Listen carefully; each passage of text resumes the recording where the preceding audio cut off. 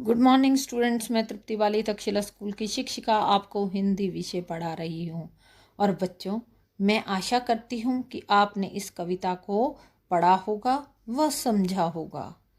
तो इस कविता को हम आगे करें उससे पहले मैं आपको एक बात बता दूँ या समझा दूँ कि आपको जो भी गृह कार्य दिया जाता है वह आप मुझे 6 बजे तक उस गृह कार्य को करके 6 बजे तक सेंड कर दिया करेंगे प्रतिदिन बच्चों, डेली। ठीक है? कितने बजे तक? 6 बजे तक। तो अब हम चलते हैं अपनी कविता पर। तो बच्चों, तैयार हैं आप? करें शुरू। पर्वत प्रदेश में पावस। किसने लिखी है ये कविता? सुमित्रा नंदन पंत जी ने। तो बच्चों, आगे हम इस कविता को पढ़ें। जो हमारा शेष भाग रह गया था इस कविता का, उससे पहले हमने जो भाग पढ़ा था, जो पद्यांश पढ़े थे इस कविता के, उसकी पुनरावृत्ति करते हैं। गया है पर्वतीय क्षेत्र, जहाँ पर वर्षा ऋतु में जो प्रकृति है वो प्रत्येक क्षण अपना वेश, अपना रूप, अपना रंग बदलती रहती। पर्वतीय क्षेत्र में जब वर्षा होती है तो पर्वत की तलहटी में जो वर्षा का जल है वो इकट्ठा हो जाता है और बच्चों वो एक तालाब का रूप धारण कर लेता है। और ये तालाब किसकी तरह प्रतीत होता है? एक दर्पण की भांति। और पहाड़ पर क्या उगे हुए हैं? रंग बिरंगे फूल। जो ये फूल हैं वो पहाड़ की आंखों से प्रतीत होते हैं और लगता है कि मानो पर्वत इन फूलों रूपी आंखों से तालाब रूपी दर्पण में अपना प्रतिबिंब निहार रहा है। पर्वत से गिरने वाले झरने देखकर लगता है कि झरने पर्वत की गौरव गाथा सुना रहे हैं और इनकी झाग मोतियों की सुंदर लड़ियों के समान प्रतीत होते हैं। पहाड़ की चोटियां ऐसी लगती हैं मानो ऊंची ऊंची महत्वाकांक्षाओं से भरी हुई हैं। बच्चों, जो पद्यांश मैंने करवाए थे उनकी पुनरावृत्ति की। अब देखते हैं आपको कितना समझ में आया है। तो इससे संबंधित जो प्रश्न हैं मैं आपसे पूछूंगी और आप उसके उत्तर अपनी उत्तर पुस्तिका में अवश्य ही करेंगे। तो बच्चों, पहला प्रश्न है, दर्पण किसे कहा गया है? प्रश्न नंबर 2, पर्वत की आंखें किन्हें कहा गया है? प्रश्न नंबर 3, पर्वतों का आकार कैसा है? प्रश्न नंबर 4, निर्झर किसका गौरव गान कर रहे हैं? और प्रश्न नंबर 5 है बच्चों, वृक्षों की तुलना किससे की गई है? अब आप इनके उत्तर अपनी उत्तर पुस्तिका में लिखेंगे और अब हम चलते हैं आगे। तो बच्चों, करें आगे कविता। उड़ गया अचानक लो भूधर, फड़का अपार पारद के पर, रव शेष रह गए निर्झर है, टूट पड़ा भू पर अंबर, धस गए धरा में सभय शाल, उठ रहा धुआं जल गया ताल, यूं जलद यान में विचर विचर था, इंद्र खेलता इंद्रजाल। तो बच्चों, पहले शब्दार्थ करेंगे, ध्यान से समझेंगे, उसके बाद हम व्याख्या करेंगे। कहता है उड़ गया अचानक लो भूधर। भूधर का अर्थ होता है पहाड़। फड़का, फड़फड़ा कर। अपार, अपार का अर्थ होता है जिसका पार ना हो, असीमित। पारद के पर, पारद होता है पारा। आपने थर्मामीटर में देखा होगा बच्चों, एक पारा होता है जो बिल्कुल सफेद रंग का होता है, ऐसा लगता है दूध से धुला हुआ, छोटा सा बिल्कुल।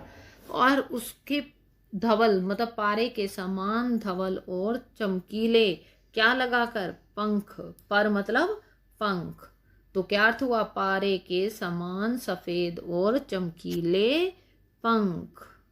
आगे है बच्चों, रव शेष रह गए हैं निर्झर। रव शेष, रव मतलब होता है शोर। रव का अर्थ क्या होता है? शोर, आवाज। केवल आवाज का रह जाना रवशेष कहलाता है। टूट पड़ा भू पर अंबर। भू होती है धरा, पृथ्वी। अंबर, अंबर कहते हैं आकाश को। धस गए धरा, धस गए मतलब दब गए। धरा, धरा का अर्थ होता है बच्चों, क्या होता है धरा का अर्थ? अभी बताया था मैंने, पृथ्वी, धरती। सभय डर के साथ, स मतलब सहित, भय मतलब डर, डर के सहित मतलब डर के कारण। शाल, शाल होता है एक वृक्ष का नाम है जो बहुत ऊंचे ऊंचे होते हैं और पर्वतीय क्षेत्र में पाए जाते हैं। उठ रहा धुआं जल गया ताल, ताल का अर्थ होता है बच्चों तालाब। यूं जलद यान, जलद, जलद का अर्थ होता है बादल। जितने भी जल के बच्चों पर्यायवाची शब्द होते हैं अगर उसमें द लगा दिया जाए तो वो बादल के पर्यायवाची बन जाते हैं। जलद, तो जलद क्या हो गया बादल। यान मतलब वाहन। विचर, विचर घूम घूम कर। खेलता इंद्रजाल, इंद्रजाल का अर्थ क्या होता है बच्चों जादूगरी, कारनामे, अद्भुत खेल। अब चलें इसकी व्याख्या करें बच्चों। उड़ गया अचानक लो भूधर, फड़का अपार पारद के पर। कवि क्या कहता है कि पर्वतीय क्षेत्र में जब बादल छा जाते हैं ऐसा लगता है कि क्या कर दिया है बादलों ने, जो आक्रमण कर दिया है और जिसके कारण जो भूधर, भूधर मतलब पर्वत, पर्वत क्या हो गए हैं पंख लगाकर। कैसे पंख लगाकर, पारे के समान धवल और चमकीले पंख लगाकर फड़फड़ाते हुए आकाश में उड़ गए हैं। मतलब कहने का अभिप्राय क्या है बच्चों कि जब बादल छा जाते हैं एकदम कुछ भी नजर नहीं आता और ऐसा लग रहा था उस दृश्य को देखकर कि मानो जो पर्वत हैं वो पंख लगाकर आकाश में उड़ गए हैं। रब शेष रह गए निर्झर, बादल छा जाने के कारण क्या हो गया बच्चों कुछ भी दिखाई नहीं दे रहा था।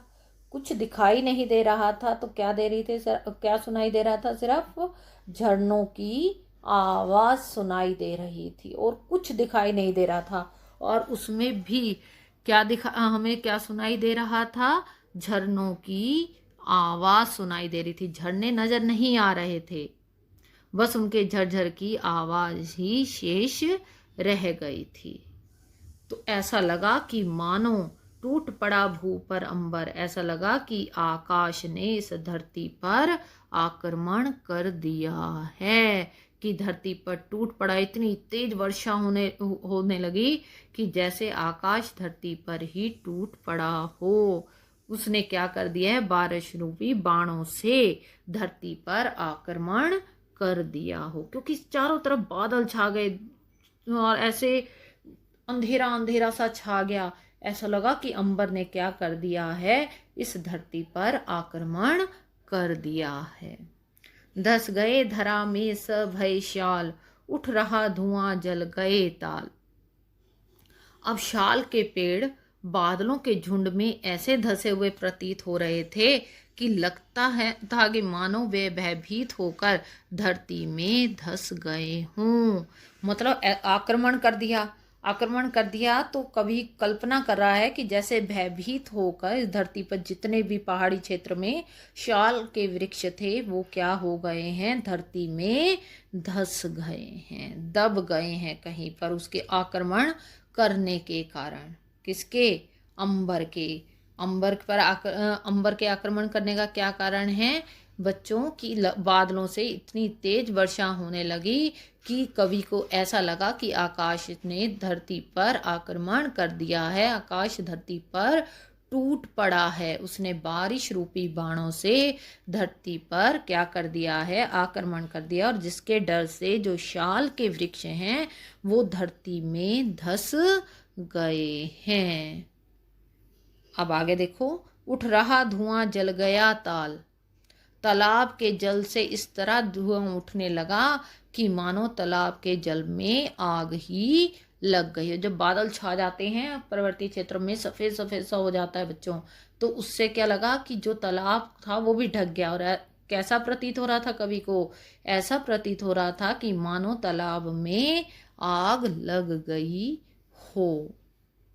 यूं जलद यान में विचर विचर था इंद्र खेलता इंद्रजाल। और इस प्रकार वर्षा का देवता इंद्र बादल रूपी विमान में घूम घूम कर, जलद यान बादल रूपी यान विमान भी लिख सकते हैं आप, घूम घूम कर अपनी जादुई खेल दिखा रहा हो। ऐसा लग रहा था, कैसा लग रहा था कवि को, कि जैसे जलद यान में विचर विचर कर जो इंद्र देवता हैं वो अपना खेल दिखा रहे हों। वर्षा में पहाड़ पर क्षण क्षण अद्भुत रूप दिखाई देते हैं। ऐसा लगता है कि इंद्रजाल बिछाया हुआ है, इंद्र देवता ने अपना जादू बिछाया हुआ है, जिससे कि पल पल में प्रकृति अपना रूप बदलती जा रही है। इंद्र कौन है बच्चों? वर्षा के देवता, मैंने पहले भी बताया आपको। तो एक बार फिर से इसकी व्याख्या को समझते हैं और करें बच्चों शुरू। फिर से ध्यान से सुनना।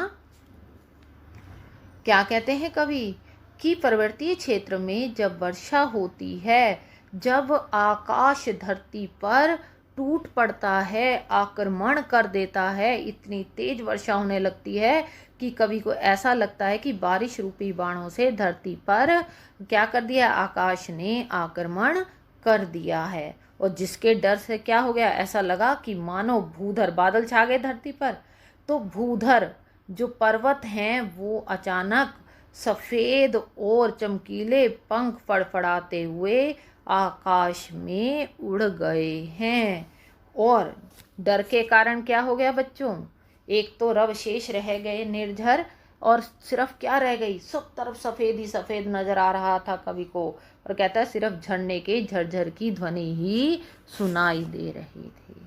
है टूट पड़ा भू पर अंबर, जैसे कि इस धरती पर अंबर टूट पड़ा हो, मतलब आक्रमण कर दिया हो। और शाल के वृक्ष क्या हो गए, डर के कारण इस धरती में धंस गए। उठ रहा धुआं जल गया ताल, और जो ताल है, तालाब है, ऐसा उसमें से उठता हुआ धुआं ऐसा लग रहा था मानो कि जल में आग लग गई हो।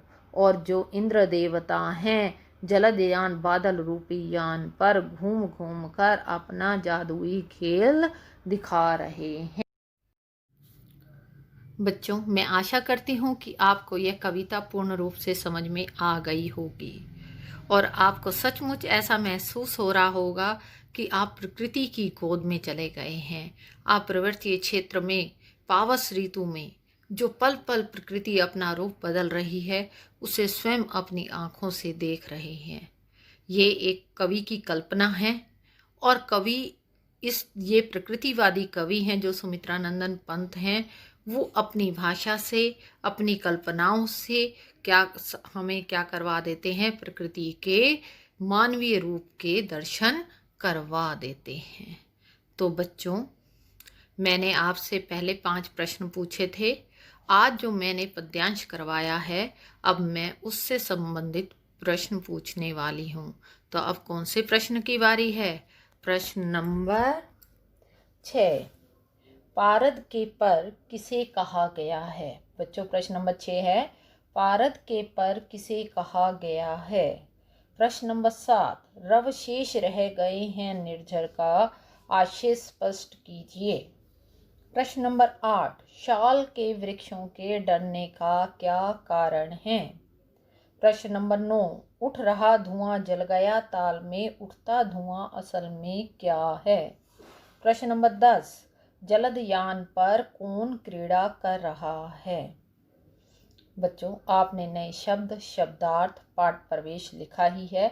अब आप इन प्रश्नों के उत्तर भी लिखेंगे।